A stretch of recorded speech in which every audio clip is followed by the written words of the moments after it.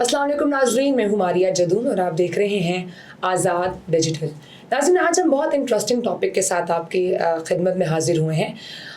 I believe ये वो एक बेसिक टॉपिक है जो हर पाकिस्तानी शहरी को इसके बारे में इल्म होना चाहिए, और जब भी वो मुआशरे से बाहर निकलता है या अपने घर से बाहर निकलता है तो ये वो बेसिक नॉलेज है जो उसको अपने साथ कैरी करना बहुत ज़रूरी है। तो आज हम बात करेंगे FIR होती क्या है और इसके और भी इसके साथ जुड़े सवालात के ऊपर बात करेंगे। और इस पे बात करने के लिए हमने दावत दी है एडवोकेट मुसव्वर अब्बासी साहब को। सर, बहुत शुक्रिया, आपने प्रोग्राम में टाइम दिया हमें। सर, सबसे पहले तो मैं चाहूँगी आप पाकिस्तानी शहरी को ही समझाएं कि बेसिकली एक FIR होती क्या है, क्योंकि होता क्या है कि जैसे FIR का नाम आता है तो बहुत से लोग घबरा भी जाते हैं और डर भी जाते हैं, पता नहीं क्या चीज़ हो चुकी है। तो FIR बेसिकली क्या है? देखिए, कानून की नज़र के अंदर FIR स्टैंड्स फॉर जो है वो फर्स्ट इंफॉर्मेशन रिपोर्ट है। अब अगर आप इसको देखें कि किसी के खिलाफ कोई भी कंप्लेंट आती है तो जो आप पहली इंफॉर्मेशन दर्ज करते हैं उसको कहा जाता है फर्स्ट इंफॉर्मेशन रिपोर्ट।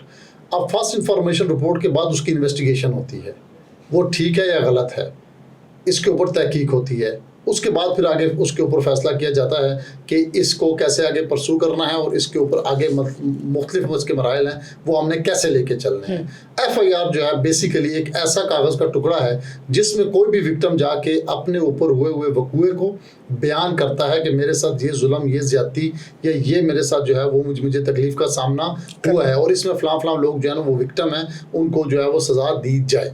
ठीक हो गया।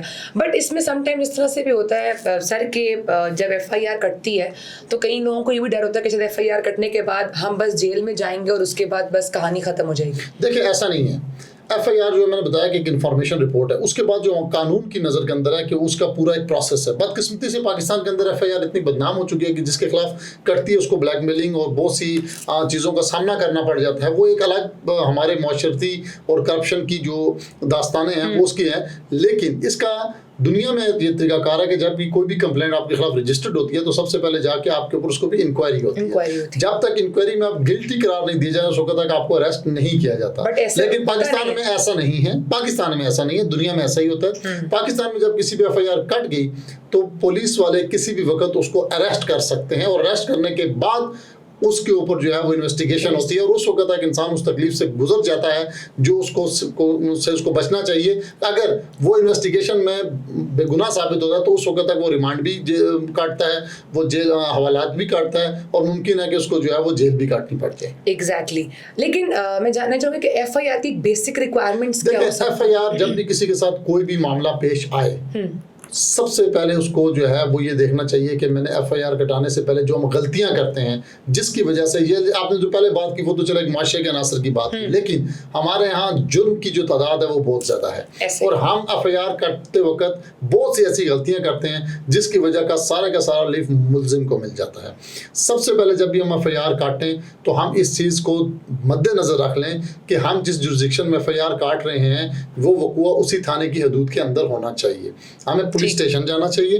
पुलिस स्टेशन जाके हमें सबसे पहले FIR का पूरा मतन जो वक़ूआ हमारे साथ आया है उसको लिखना चाहिए और ये भी देखना चाहिए लिखते हुए कि हम जो लिख रहे हैं क्या ये कोई कॉग्निजेबल ऑफेंस बनता है या नहीं। उस वक्त हम जल्दी में एक एप्लीकेशन जो कुछ हुआ तो वो लिख देते हैं और उसके ऊपर कॉग्निजेबल ऑफेंस नहीं बनता जिसकी वजह से सारा रिलीफ मिल जाता है मुलजिम को। बेहतर यह है कि आप उस वक्त किसी अपने लीगल एडवाइजर से, किसी एडवोकेट से मशवरा करके उस एप्लीकेशन को इस तरह मुरतब करें कि बाज़ औक़ात आपका जेन्युइन आपके साथ आप विक्टिमाइज हुए होते हैं किसी चीज़ के, लेकिन आप लिखने में वो गलतियां कर देते हैं जो कानून की नजर में बहुत फायर बैक करके जो कानून की नजर में आपको बचा देती हैं। जैसा कि मैं आपको बता दूं कि FIR दर्ज कौन करा सकता है? कौन करा सकता है? देखिए, FIR कौन, ये भी एक सवाल है कि FIR दर्ज कौन करा सकता है। सबसे पहले जो शख्स विक्टिमाइज्ड हुआ, विक्टिम जो उस चीज़ का विक्टिम हो, जिसके साथ वो वक़ूआ या वारदात पेश आई हो, वो करवा सकता है। या दूसरा वो शख्स करवा सकता है जिसने वो वक़ूआ या वो इंसिडेंट होता हुआ देखा हो। तीसरा वो शख्स कटवा सकता है FIR जो कि किसी भी जुर्म के बारे में मालूमात रखता हो। फॉर एग्जांपल कि मुझे पता है कि फ़लाँ जगह फ़लाँ लोगों ने ये जुर्म किया और ये मालूमात मैंने इकट्ठी कर लिए तो मैं भी FIR कटा सकता हूँ। लेकिन बदकिस्मती से पाकिस्तान में आज तक अगर आप FIR उठा के देखें तो 10% भी या 5% भी ऐसी FIR नहीं है जो विटनेसेस ने या जिनके पास इंफॉर्मेशन उन्होंने इकट्ठाई हो 95% FIRs विक्टिमाइज ही अच्छा, करते अगर हैं। फैमिली करवा सकती है अगर बेशक वो इन्फॉर्मेशन ना भी रखती हो? नहीं देखिए, अगर किसी फैमिली बिल्कुल फैमिली कटवा ब्लड सकती रिलेशन कोई है, आप बिल्कुल कटवा सकती है। कैसे? फॉर एग्जांपल मेरे साथ कोई हादसा पेश आता है, अगर तो फॉर एग्जांपल देखें जैसे कि मैं अल्लाह ना करे किसी शख्स का मर्डर हो जाता है, तो वो तो खुद तो नहीं कटवा सकता, उसकी फैमिली ही कटवाएगी। ऐसा ही। या कोई नाबालिग बच्चा है वो भी नहीं कटवा सकता, उसके भी फैमिली कटवाएगी। ऐसा शख्स जो आकिल बालिग और समझदार है, बेहतर ये जिसके साथ इंसिडेंट पेश आया हो वो खुद जो है ना उस मुकदमे का अच्छा, यहाँ पे एक और इम्पोर्टेंट क्वेश्चन है, क्या टाइम लिमिट क्या होगी? फॉर एग्जांपल एक आपके साथ वाकया पेश है तो कितने टाइम फ्रेम जितनी तक आप जल्दी आप FIR काटेंगे और पुलिस स्टेशन को अप्रोच करेंगे लीगली उतना ही अच्छा, और जितना आप डिले करेंगे, जितना ताखीर करेंगे, आपका मुकदमा उतना ज़्यादा कमज़ोर हो जाएगा। डिले कानून की नज़र में बहुत बड़ा फॉल्ट है, किसी भी चीज़ में डिले जो है वो फॉल्ट है। आपको एज सुन एज पॉसिबल जो है वो FIR काटनी चाहिए। एक वकूआ आपके साथ आज पेश आया और आप एक हफ्ते बाद पुलिस स्टेशन जा रहे हैं, तो वो आपका के लिए जो है ना वो फायर बैक करता है कि यार ये तो इस वकूए को फौरी रिपोर्ट क्यों नहीं किया गया। उसमें बहुत सारे जो है वो आपकी इंक्वायरी के अंदर शवाहिद मिटाए जा सकते हैं।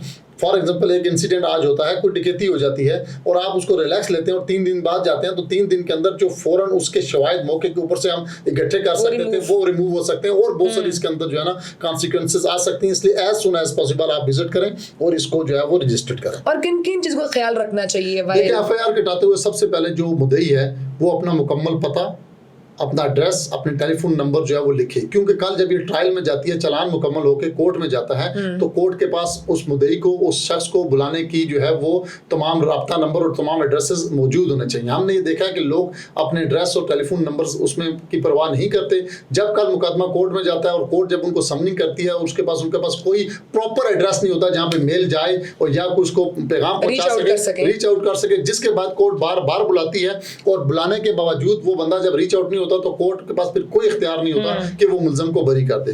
दूसरा, अगर आपको इल्म है मुल्ज़म का, उसके मुकम्मल क्वाइफ का, उसके मुकम्मल चीज़ों का, तो आप उसका भी इंदराज अपनी FIR के अंदर मुकम्मल तौर पे करें ताकि पुलिस के लिए आसानी हो उसको रीच आउट करने के लिए। तीसरी चीज़ जो है, विटनेस ऑफ FIR जो है वो भी बहुत ज़रूरी है, उनका भी नाम मेंशन करें, और वो ऐसे विटनेसेस होने चाहिए जो ट्रायल के दौरान भी अपनी बात पे कायम व दायम खड़े रहें। ये ना हो कि आपने उनका वक्ती नाम लिख के FIR कटा दी, जब ट्रायल में कोर्ट उनको बुलाए तो वो जाए ना, और अगर वो नहीं जाएंगे तो फिर भी सारा लीव जो है वो मुल्ज़म को मिल जाएगा।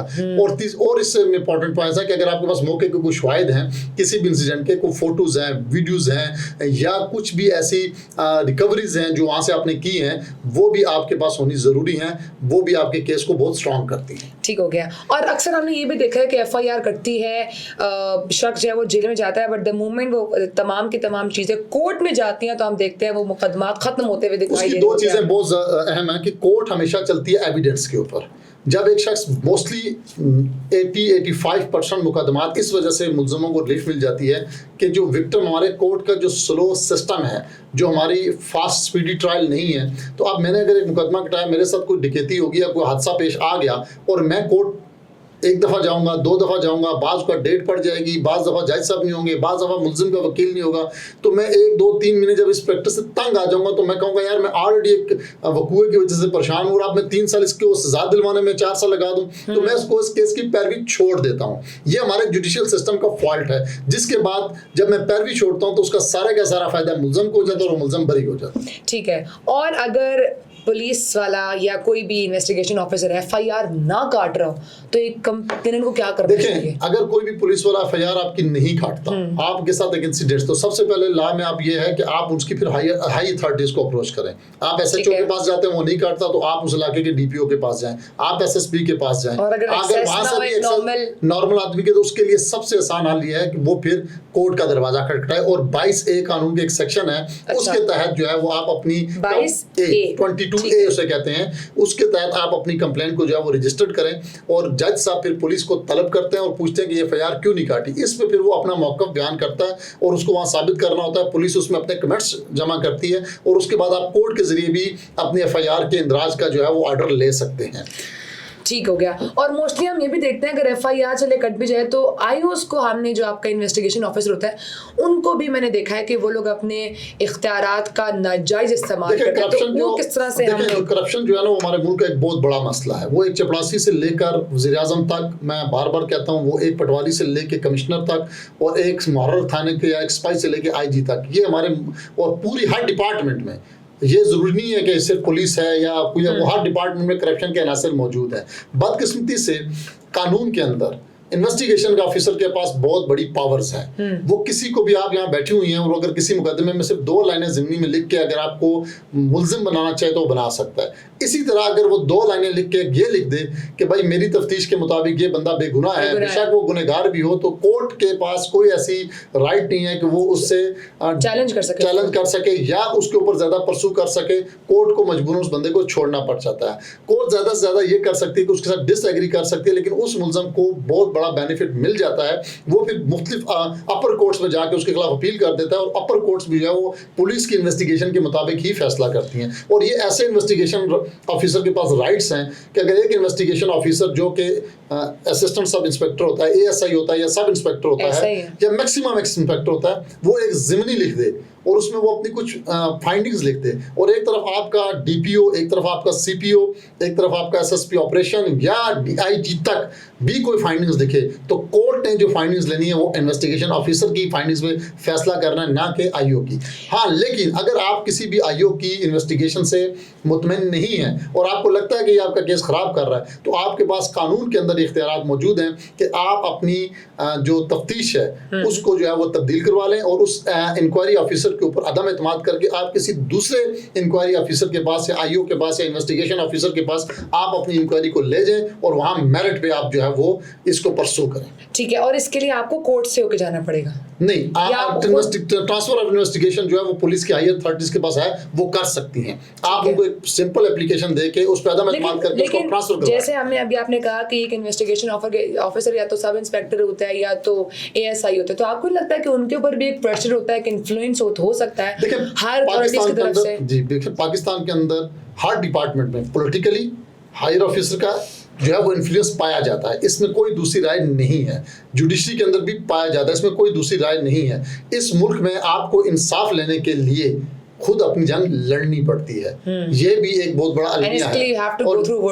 यस, और उस हमारे जो बदकिस्मती से लोगों का एतमाद इस वक्त अदालतों से और पुलिस से उठ चुका है, उसकी सबसे बड़ी वजह यही है कि हम ये देखते हैं कि जो बेकसूर है वो अंदर होता है और जो मुल्जिम है वो बाहर ही फिर रहा होता है। सही हो गया। सो हमने ये भी देखा कि आपके जो पुलिस ऑफिसर्स होते हैं, जो आईओज होते हैं, वो समटाइम झूठी एफआईआर भी काट रहे होते हैं। देखिए, तो इसका क्या फिर हाल है? पुलिस के पास जो इख्तियारात है ना वो बड़े लिमिट कोई नहीं, लिमिटलेस इख्तियारात। अगर कोई भी पुलिस वाला अगर बदनीयती पे उतर आए और किसी की भी कंप्लेंट पे आपके ऊपर एफआईआर काट दे, तो आपको उसको साबित करने के लिए उस चक्की से गुजरना पड़ता है।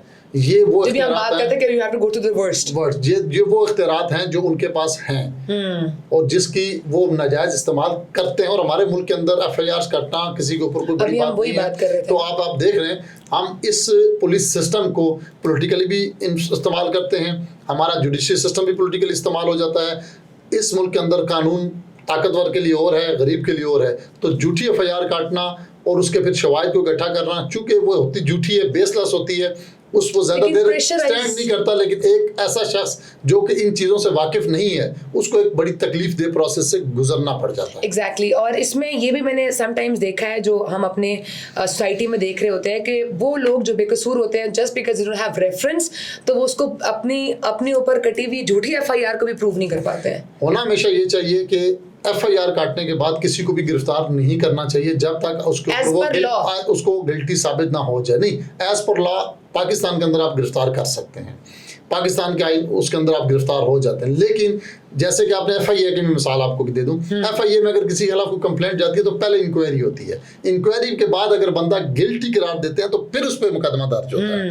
पुलिस के अंदर ऐसा बदकिस्मती से नहीं है, एप्लीकेशन के ऊपर एफआईआर काट दी जाती है, FIR के बाद पुलिस के जो इख्तियारात हैं वो मुलजम को पता भी नहीं होता, कहीं से जा रहा होता है, पुलिस रेड करके उसको गिरफ्तार कर लेती है। तो वो अपनी सफाई में कुछ कहना भी चाहे तो अंडर द पुलिस कस्टडी आ जाता है। तो उसमें फिर बहुत सारी चीज़ों को जो है ना वो देखना पड़ जाता है। अगर कोई मुलजम को पता नहीं है कि मेरे ऊपर FIR कट चुकी है तो ना वो बेल बिफोर अरेस्ट रह सकता है, और इस तरह ये करना बहुत एक आम सी प्रैक्टिस हमारे मुल्क। और इसके लिए बचने का कोई सोल्यूशन भी नहीं है हमारे पास। Let's see, हम इस पर खामोशी इख्तियार करते हैं। इस पे खामोशी इख्तियार किया। बहुत शुक्रिया सर, आपने टाइम दिया हमें।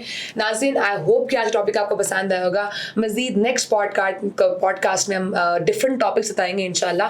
पर तब तक के लिए अपना बहुत सारा ख्याल रखें। आज़ाद डिजिटल को लाइक करें, सब्सक्राइब करें, कमेंट भी करें। टेक केयर, अल्लाह हाफिज़।